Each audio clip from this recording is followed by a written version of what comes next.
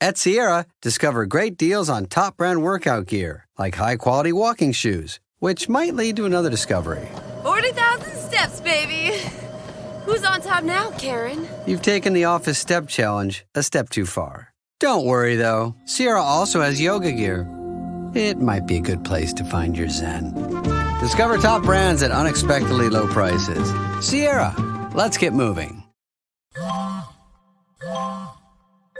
When did making plans get this complicated? It's time to streamline with WhatsApp, the secure messaging app that brings the whole group together. Use polls to settle dinner plans. Send event invites and pin messages so no one forgets Mom's 60th. And never miss a meme or milestone. All protected with end-to-end encryption. It's time for WhatsApp. Message privately with everyone. Learn more at whatsapp.com.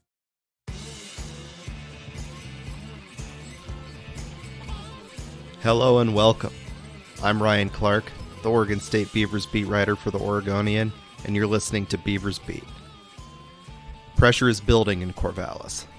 Oregon State football is 0-3 after a blowout loss on the road at Texas Tech, after which head coach Trent Bray criticized his team's effort level. I was on site in Lubbock, and both before and after a 2.5-hour weather delay, this was a Beavers team that looked unprepared and unmotivated for this game. They were simply outclassed by a Texas Tech team that was far from perfect on Saturday, and it led to a 45-14 loss, which sent the season further spiraling out of control for Trent Bray and company. Bray faced some tough questions at Monday's press conference ahead of this upcoming game against Oregon, including about his job security. Here is his full exchange with Oregonian sports columnist Bill Oram. Do you believe you're still the right person to lead this program? Say that again? Do you believe you're still the right person to lead this program? Yeah. Why? Well, I think for the same reason when I took it over.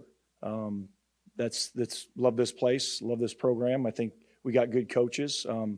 We got good players. We got to continue to get better and continue to get the best out of these guys. When you look at the fact that you guys are at risk of having lost 10 of your last 11 games over the two seasons, you're talking about effort. There have been preparedness issues with false starts and the 12-man penalty, and the defense looks like it's taken a step back. How do you reconcile that with what you're talking about with the direction of the program? Yeah, the penalties are something that's got to get cleaned up. I don't look at what happened on Saturday and judge the whole, when you talk about the defense, because in the first two games they were much better than they'd been the year before. So I don't let one game encapsulate who we are. Why did you choose to stick with Jamie Christian after the Fresno State game and not make? Well, it's never a good idea to make changes second game of the season. When you talk about who's leading your staff, all those things, it's just not a good idea. Last one for me. Do you like being a head coach? Next question. Oregon is favored by 35.5 points against the Beavers, which looks like the biggest spread in the rivalry's history. The two programs have played some ugly games before, both close and blowout, but Saturday could set the record for the most lopsided game in the history of this rivalry, given the direction of these two programs in the era of the NIL and transfer portal changes that have come to college football. It's also the last time these two teams will meet until at least 2027, with a pause in the rivalry game slated for next season and no room in either team's non-conference schedule to make it up. To the Beavers specifically, Bray said that the leaders in the OSU locker room have been stepping up and vocalizing their concerns to teammates in the wake of their most recent loss. But is it resonating with all of these guys? And will it lead to a more competitive effort on Saturday against Oregon regardless of the scoreboard? That remains to be seen. Right now, this Oregon State team looks like it's starting to give up on its coach. Here's what Bray said about the rivalry and how it's changed for Beavers players in this new era of college football. This week's game, obviously, the state of Oregon loves this contest between the two schools. It's different now. No conference, no chance to do what happened in 2009 when they were playing for a Rose Bowl. And with NIL and the portal, there's a lot of new players. Is it harder to convince the players how big a game this is? No, I mean, it's a big game because you're playing a team in the top 10. That resonates with every player. The Oregon versus Oregon State for a player, yeah, it's not what it used to be. Conference alignment, guys are moving from here to there. So that part of it for the players. Now the fans are different, but for the players, it's a game against a top-level opponent, and that's the exciting thing in an environment that's going to be great. An OSU defense that was shredded by Texas Tech faces the task of trying to slow down Dante Moore and the Ducks this week. Good luck with that.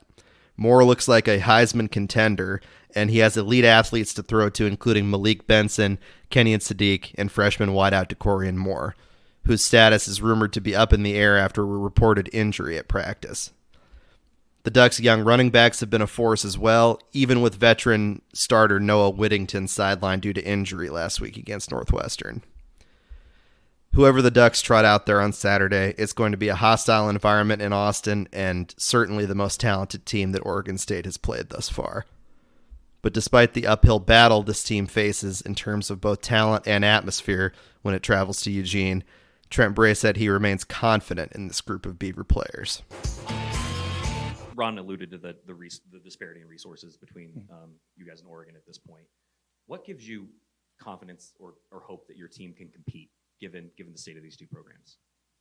I think just one, we got good players, and so I feel confident about our players and what they can do, and I feel confident in our coaches to get them ready to play and go out there and execute. And that's really what it's going to be about, is our guys playing fast and executing the scheme and what we're trying to do. For live coverage from Eugene and plenty of preview content this week, visit OregonLive.com/Beavers and OregonLive.com/Ducks. We'll have a full team of reporters on site at Autzen to provide unmatched coverage of the game this week.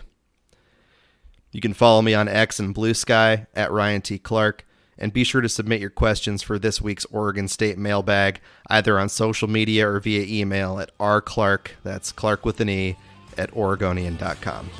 Thanks for joining us, and we'll see you at Autzen.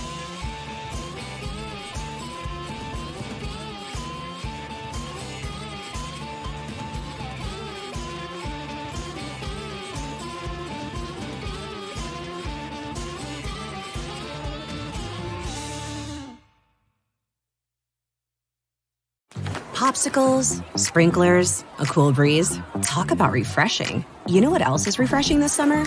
A brand new phone with Verizon. Yep, get a new phone on any plan with Select Phone Trade-in and My Plan. And lock down a low price for 3 years on any plan with My Plan. This is a deal for everyone, whether you're a new or existing customer. Swing by Verizon today for our best phone deals. 3-year price guarantee applies to then current base monthly rate only. Additional terms and conditions apply for all offers.